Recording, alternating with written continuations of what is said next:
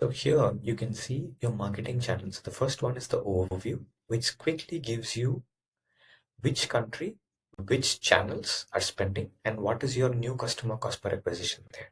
So Germany, for example, this particular store is spending 62% on Google and 37% on Meta.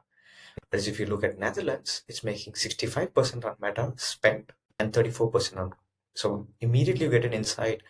There's something in Google that is doing quite well that we need to deep down. Whereas if you see the other stores, there's something that's extremely good with Meta and is doing well. Then you can compare the average order value across all your regions and see which regions have a good cost per acquisition and a good AOV, because then you make maximum profit. And then you can also start seeing which is the total ad spend across all of these markets. So it clearly says, okay, these are the markets that I need to focus on.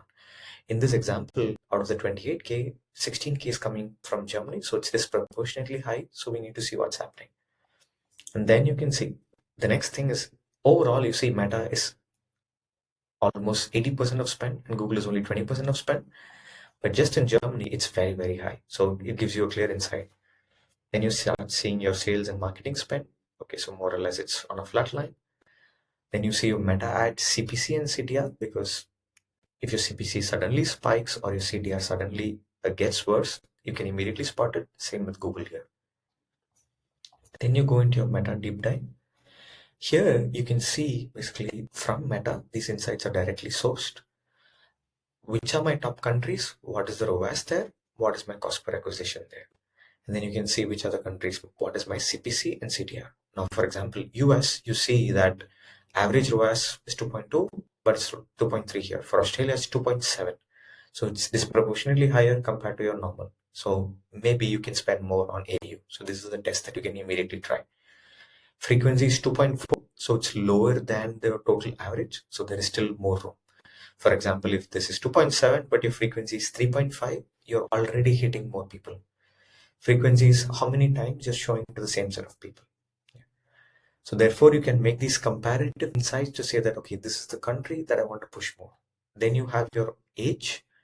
So which audience is basically my ad spending for? You see 25 to 34 in this example, and then with the frequency of 2.5.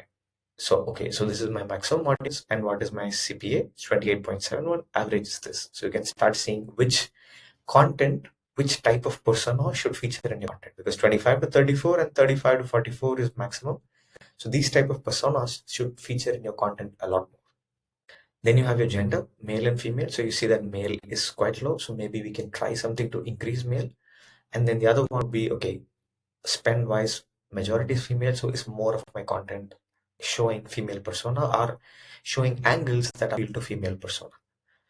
The last one is the placements. So you see feed and Instagram stories. Clearly, Instagram stories has a lower CPC, but also a lower ROAS. Whereas this one has a higher CPC, but a good ROAS. Whereas the best of both world, if you see, is Reels, where it has usually Reels is something you have seen the frequency is lower because not a lot of advertisers are able to reach that spot. Whereas if you see stories, it's more competitive. So if you can find a reel which has a low CPM and you can start increasing your spend here, it attracts new audience because it has a low CPC. So you get these advanced analytics that you don't normally see. And in this page, you can uncover this and plan your creative strategy based on that. Then you have your top ads. So what this allows you to see is quickly, what are my top ads in the account? What is the CPC? What is the CPA? And what is the ROAS? So based on this, you can quickly say, okay, this is the ad that I am spending the most. How can I make more variations of this? So in a one quick view, you can see your best performing ads based on all the top KPIs. Here it's spent, and then you can see what's the frequency. So ideally, your top ad should have less frequency, so you can reach more and more new people. Yeah. Then you have your meta campaigns. Inside this, what you can do is you can click different campaigns, and then it opens your top ads in that based on two parameters. So that's the top ads based on ROAS, CPA, spend, CPM, and you also have your top ads based on thumb stop video completion. So you can see which are my top ads, what is their thumb stop rate and video completion rate. Usually a thumb stop rate about 25 is good, and a video completion rate, if it's possible, up to above 3%, that's better. So you can start seeing, okay, my thumbs up, this is my top ad, but the thumbs up rate, can I do more changes? For example, this one we spent for 45, thumbs up is only 15, right? So what else can we do? And then the more a particular ad is getting shared organically, the faster that ad has a chance to perform better. So you can also see which ads commonly get shares and analyze those ads and see what's happening. So in this, you basically see your top ads, but in a deeper level, you can go to the content side and see what should I learn so I can take more insights out of this.